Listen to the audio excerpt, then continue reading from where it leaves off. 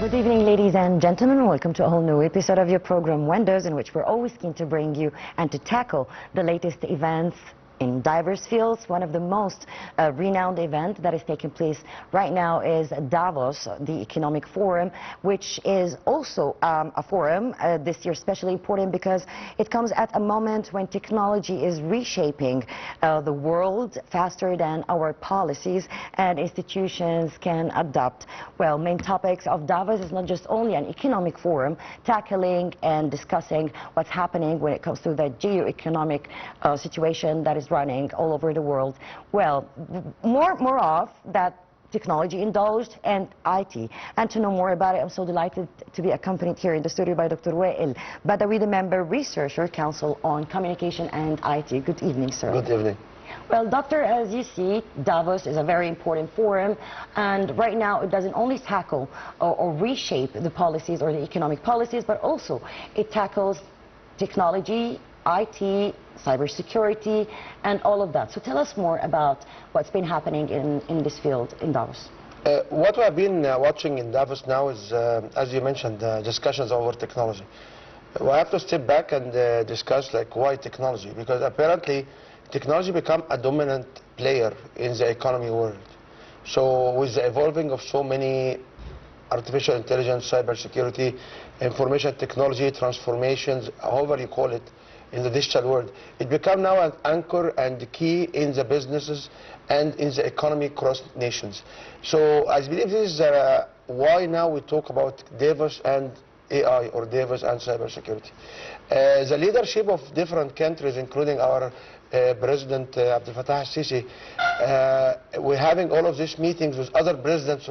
They don't talk about politics, they talk about artificial intelligence. It's a remarkable time. I believe we are now at the pivot time where technology becomes one of the master players. And hopefully it will evolve to be a serious part of different countries' GDP, so we can accelerate our growth as a nation. Well, of course, Davos is not just only a platform where leaders meet, presidents meet, as you said, but also on the sideline, there's a lot of discussions, agreements, memorandums when it comes to the power. Right now, it's the economy, it's reshaping itself when it comes to the most powerful even countries. So this conflict right now, when it comes to the geo-economic conflict around the world, how this also can help and facilitate more of this communication process? As you mentioned, we are now transforming into digital world. So we are now talking about economy driven by digital environment. So we have been watching what the impact of a network will go down. We have been watching this in different airports, in different power substations. So having the power of the economy driven by information technology, it becomes like a must. It's not a must. It's like an interesting phenomenon because you don't have real assets. What do you have? You have computer servers and programs or software that are not tangible.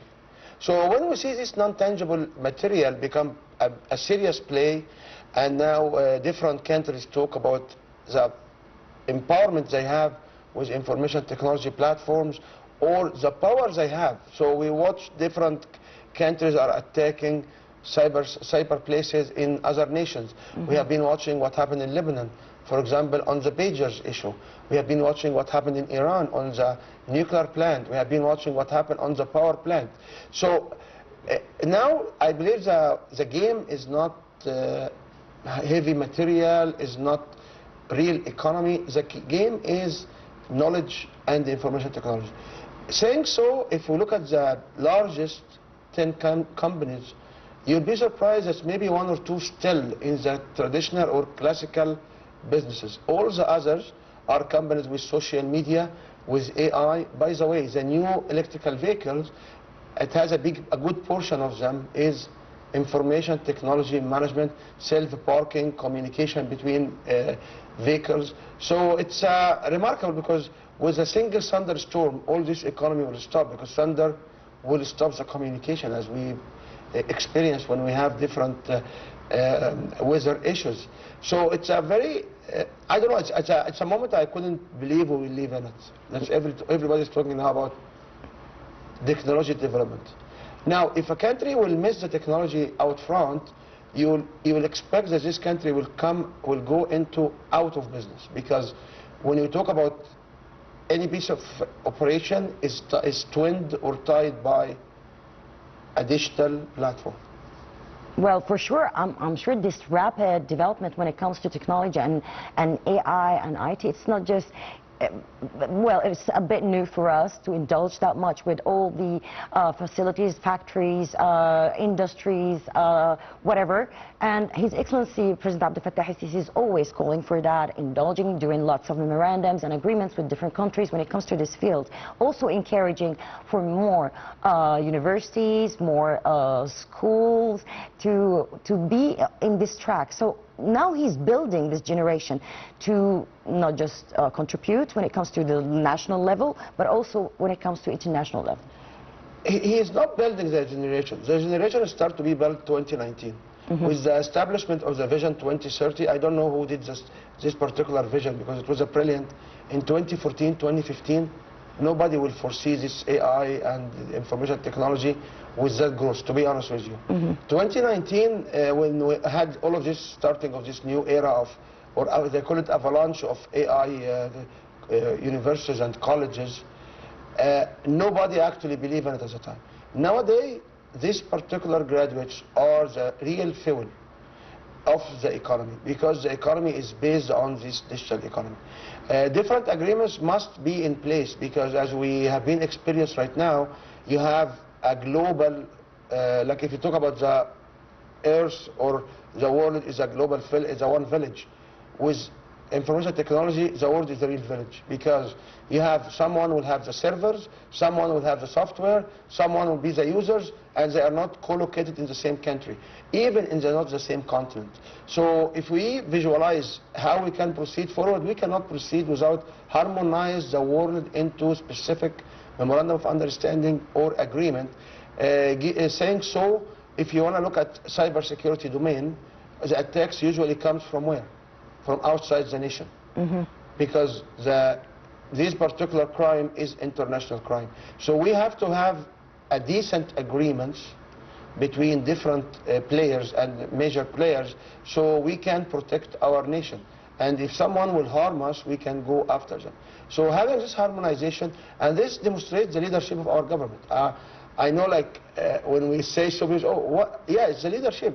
Nobody will have this vision, which now we live in it. So it's a remarkable progress, and it's actually amazing to see politicians talking about ones and zeros, talking about data.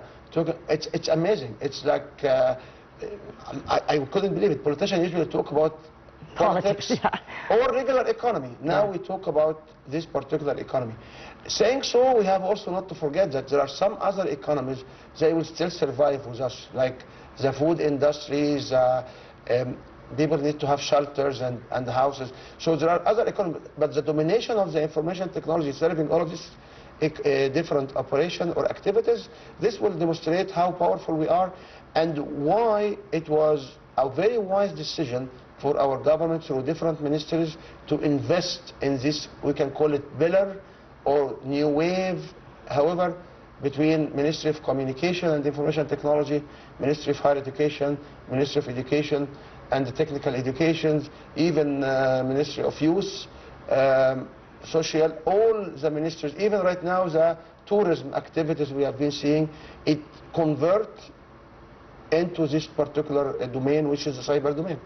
Yes, and we've seen like lots of technology also indulged when it comes to mega projects and the new projects, and I think every step the government takes, it's really steady and it's going on the right track when it comes to, let's say, the gem and whatever the conservation department. So we indulge this. It's not just, as you said, it's not just about normal industries, but it's also indulging in everywhere, like tourism, as you said.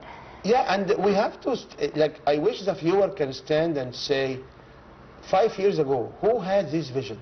Like when we see things happening on the go, oh, it's like, yeah, we are in the front line, or we are in the race, we are no, the question is not today. The question, who had the vision 5 years ago, 7 years ago, and who had the power to move and push in this direction? It's in reality our government, and that's why we have. So it's amazing.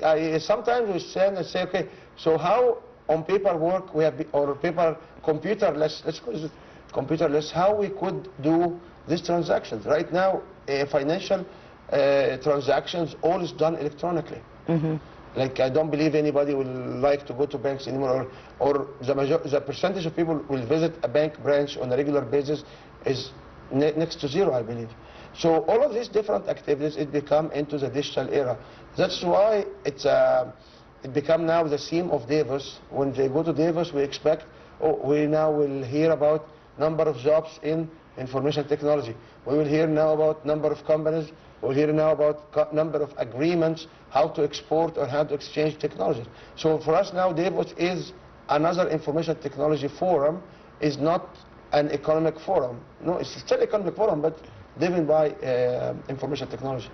Well, to prop this up in such a very important forum, of course, Davos, which acts actually this year as the savior, since there's a lot of changes when it comes to geopolitical changes, geoeconomic changes, as you said, the cybersecurity thing. So I guess all this is tackled in such a platform that allows for more innovation, more technology is indulged. Like if you heard Davos before, that wasn't there. So this to be on the platform with lots of leaders, including Egypt, of course. So this is a very pushing step, I guess, forward. Yes, and Egypt is leading the way in our MENA area. Like we have to understand where our country stands. We are crossing of lots of marine cables for the internet. We are cross boundaries not only on Suez Canal and different trading lines, we are also on the information technology. And all the attempt of different nations trying to make cables elsewhere, they always fail, and we are the major hub for information technology. We have our data center, and we are begging for getting more data centers in the commercial space, so we can be another hub for data centers and for hosting different businesses and different data. So we are in the real, which is interesting as well, because you were in the middle. We here in history, we studied in history. We were in the cross line of all trade lines. That's why we have all of this occupation, all of this long history, all of this development, because we are trade lines between here and there, here and there. We are in the middle. Nowadays, we are in the middle as well of the marine cables for the internet. So we are in the middle of the communication information technology. So it's a time, and this shall encourage our graduate and our people to invest in themselves more, to learn more, so they can be part of this new economy coming. Because this means, with Davos agreements, it means new activities, new companies, it means new job for people who are looking for jobs. And we will, yeah, I don't know, I feel so proud that our president is leading these discussions, not even, like, it's not part, we are leading some of these discussions. So tell us more about this field, like information technology, AI, data, and all of that. How was the rapid development happening in Egypt since it did start as those names? Egypt started with Vision 2030, and it talks about digital world, and it's amazing now that we have so many, we started with a vision to be in the digital era. Now we have so many agencies and so many government officers are applying or looking to apply in a very short term how to use AI into a decision-making process, and how to use AI into sustainable development. I'm actually reviewing a piece of work for a government agency, about 200-page report, how the generative AI will be used for sustainable development for the economy place. So with having all of this in parallel, it creates the right sound and the right waves. So we have education in universities early on. When the graduate came out, we have all of these activities. So we start lots of businesses. And when people say, okay, so how are you hiring all of, we don't hire them here. We have so many students who are actually working overseas from their home here remotely, and they still in grade 3 and grade 4 of their school. And yeah, those are not only the top notch. This is a significant number of students. If I talk about 40% of students having international jobs while they're sitting at home, 30%, 40%, my evaluation is more. We are not joking. This is a serious matter, because when we were students 35 years ago, we barely will go to the next door company to try to sell some computers, not to develop software. Yeah. So we have been watching with all the infrastructure that have been developed in Egypt, from the internet, from the 5G. With all of this infrastructure, we have been enabling our people to work overseas remotely from home, and many of the students will have. In my university, for example, because as you know, I'm also professor of artificial intelligence and data science, there are so many students who will have businesses into digital marketing, digital production. Where do you do this? Oh, is a company in another country. We are doing for them. So I'm amazed how many opportunities we can have, and if we remove ourselves from the shell of, you know what, we still students, we don't know. There are students who are really keen. We always appreciate what Minister Amr Talat is doing by offering all of these new courses to the students, for giving them hands-on. I appreciate what our Prime Minister is doing by supporting all of these visits and all of these openings. So it's this is shaping a knowledge-based economy. And we have the youth, and the percentage of our youth in our nation, the average of our age around 27 years old, which give us enough fuel that they can dive into this knowledge-based economy. And we are in the right devil's time. Well, you mentioned two very important things, is that the army that we have from youth generation, and also the sustainable development and the agenda of Egypt 2030, which we exceeded that. We exceeded expectations, finishing most of the agenda before the timing. Now we are speaking about 2028. So we did like kind of conquered what we can say obstacles, though we also have challenges when it comes to economy, when it comes to borders, when it comes to the situation all over, as you see, the world. And Egypt is not just giving up on that. Egypt is contributing with the youth, with the technology, with being present in all of the international platforms and forums to show what she did achieve, and also to indulge this young generations with this is the future of Egypt. So Egypt is very blessed to have that. Yeah, it's very blessed. And what we have been watching over the last, I can tell you, last week or 2 weeks ago, we started to talk about quantum computing, which is a new era of computing platform. And Egypt is putting plans for this quantum computing. There are funding have been released for quantum computing, because this country is on the outlook for the frontier of technology. This is how I can shape it. And you mentioned it on the border security, for example. We have been watching what have been happening in South America and what have been happening in different places. All of them are technology related. All of them are not drones or not drones, but communication systems which is blind radars, and system which will block. So the whole era is going behind information technology and control, moving from human-driven solutions into automated or machine-driven solutions, which we call it sometimes AI, we call it sometimes information technology.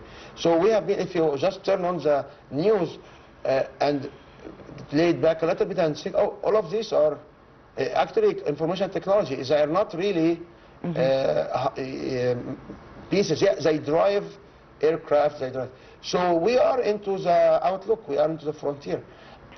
I know that not many people will believe we are there, but by evidence what's happening in Davos and elsewhere, we are looking to push the envelope forward, and I highly appreciated steps from our government.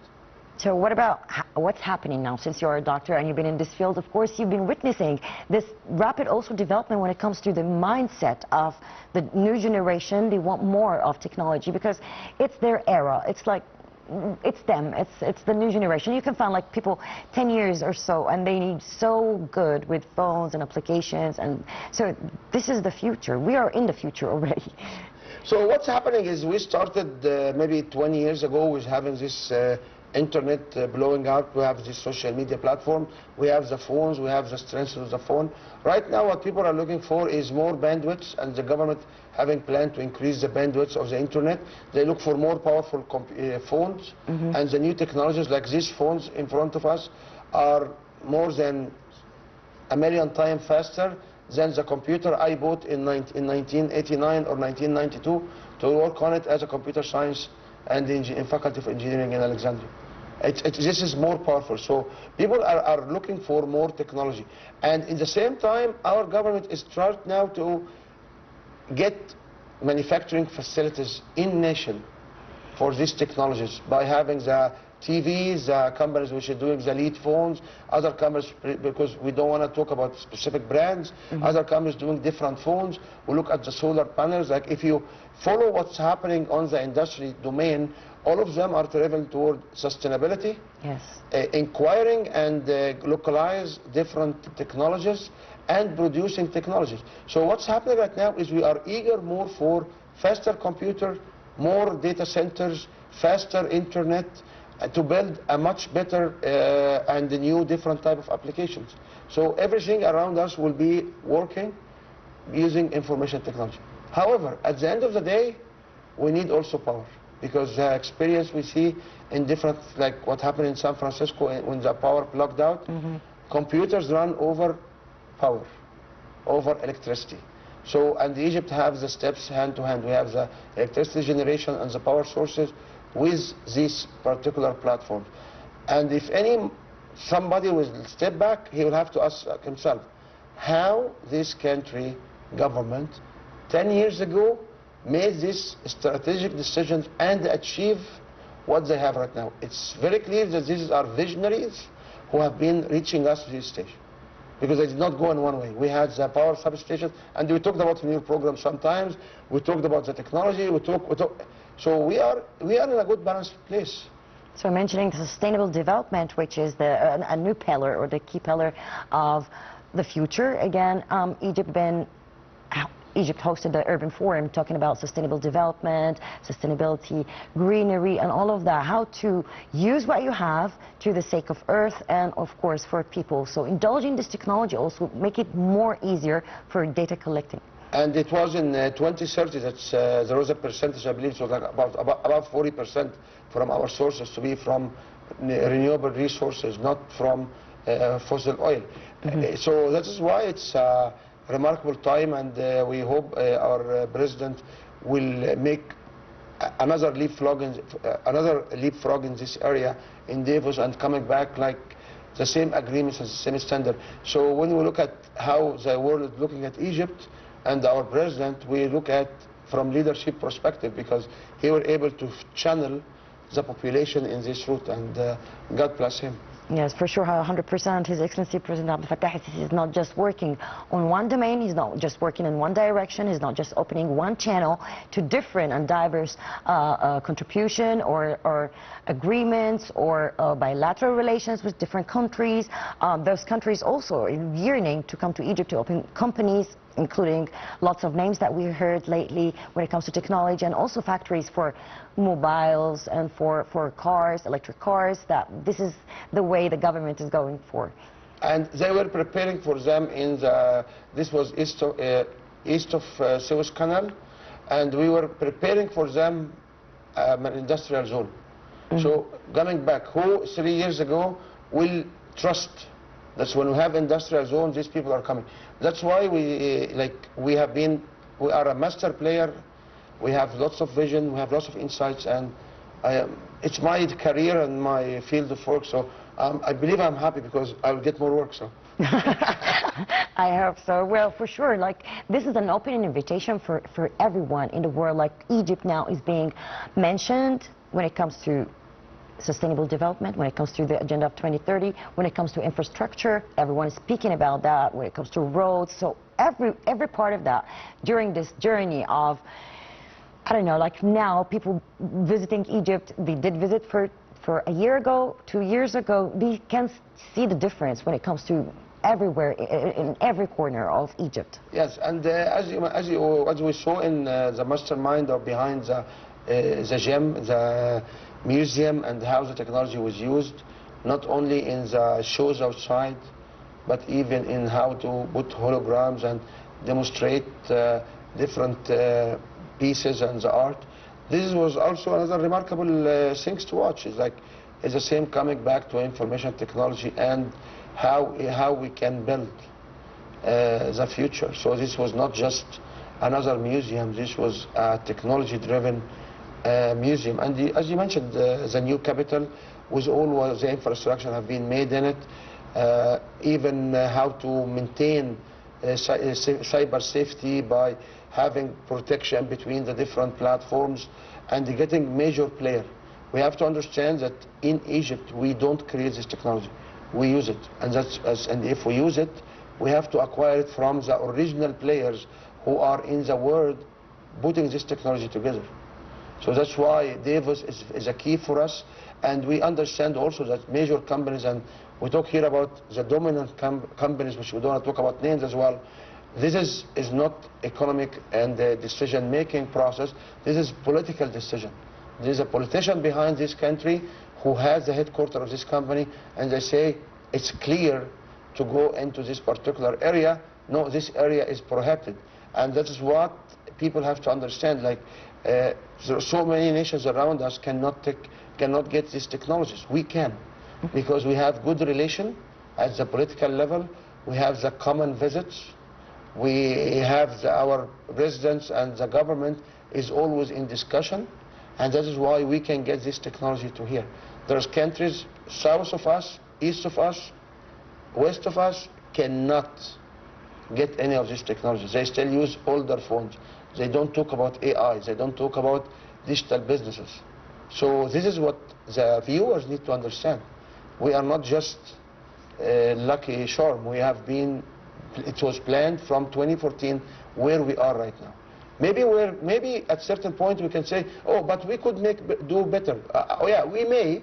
However, what we are right now is much better than everyone else. For sure, like indulging technology when it comes to all the institutions, bodies, entities, governmental sectors, all of that. So this is not just only collecting data about your population, about your country, but also it's saving it, and with this high, let's say, control of not ruining it, not being attacked by any other pirates, let's say, electronic pirates or whatever happened, for big countries, it did happen. Yes, and for big countries it did happen, and you have been watching the discussion last week on the tablet for the schools again. So now we are getting into the tablet discussions. Like every 3 years they talk about the tablet discussion. Yeah. So people will try to push the tablet away, but we have to understand the tablets are the way for the new educations. We had discussions last week with individuals in a public forums, and people say, oh, we are not equipped as engineers to take exams online. I said, you know what, you're new graduate for the last 7 years. Since Corona, since the epidemic, we have been comfort with doing everything online. So the generation have been changing. The way the new generation are accepting knowledge and practicing with this knowledge is completely different than us. So youth around 22 to 27 years old are completely different than us. They are more comfort with the devices, and I'm not here to judge is it good or bad. But we are using these technologies everywhere, and as our Excellency have been saying, this is the way to guarantee social justice, to make sure that the resources are available. And it's true, if you have a digital platform, when you have all the data, or as much as you can from data, you can make informative decision. And this is the way our government is moving. So I see this kind of forums and this kind of platform for us to discuss. It reminds us that we are on the right track. It reminds us that we sacrifice for development in a way, and people are actually attacking us for that, but this was the correct decision. Yeah, this also indulges strategic management and strategic planning when it comes to that, since you have the data. So you can judge anything, like you can redraw your map somehow in whatever sector. So this is very important. And this is important, and interestingly enough, this was very precious early on, but we did not notice it. So you are true. What you said is right. If you have the data, you are the king, because you have the knowledge. Yeah. You can create from this data information. You can get the information into knowledge, and the knowledge will result into wisdom, which we will call it decision making. These are the four steps, or the pyramid of data. If you remember the old movies back in 1967, they will hire somebody to spy, and all what they need is just data. Yeah, how many is standing in bread lines, what is the sugar sales level, how people are talking about. So it's amazing that we have been watching in all TV series or movies are bribing people and getting spies. All what they want is data. Information. Just data, just data. Even 007, if you remember these shows, it was about data, it was about maps. So data was very valuable, but we did not consider it as valuable as what we have right now. We right now pay for different marketing agencies on social media lots of subscription fees to access their data, to know who is looking for what kind of goods, to know who is watching these particular steps. So data on its own has a very valuable position, and if you have the data, you are the king. Well, Dr. Wael, of course, this is a big issue. I'm sure that Egypt is going to nail it when it comes to this field. Egypt has the capacity, the capability, and her army, which is youth, for sure. I'm sure we can never get enough of that. Yes. And what we are looking for now from Davis is the governance and regulation, because we have also to understand that on political issue, we have our politicians understanding the piece of information and information technology. On the economy and the business, we have. The missing piece in the block right now is governance, is we don't have laws strong enough to protect us and protect the new generation in the area of computer technology, information technology, AI, cybersecurity. Egypt has the leadership by issuing few different laws. And 2 weeks ago we had the law, which is 151 for year 2020, and the executive piece of it to be in action have been released by the minister, our ministers Amr Talat, sometimes back in October, which now became a law in action. So now we have a data privacy law in action in Egypt. We've been asking for this executive orders to be in action for more than 5 years now. So we have that. We have 171. The cyber crime or the digital crime laws. We had so many pieces here and there, but we don't have a strong international law to govern AI or to govern cybersecurity. So what we are looking for in discussions in Davis is if they can have agreements where to harmonize this particular laws. Egypt in a good position because we follow the European Union, not because we don't want to be the lead. We cannot be the leader because, as we mentioned, it's a multi-country operation. Data management, internet, social media, cybercrime, all of these are multi-countries. It's not one country. One country can establish whatever they like, but nobody will conform. That's why we have taken a step back, which is a very wise decision behind the European Union.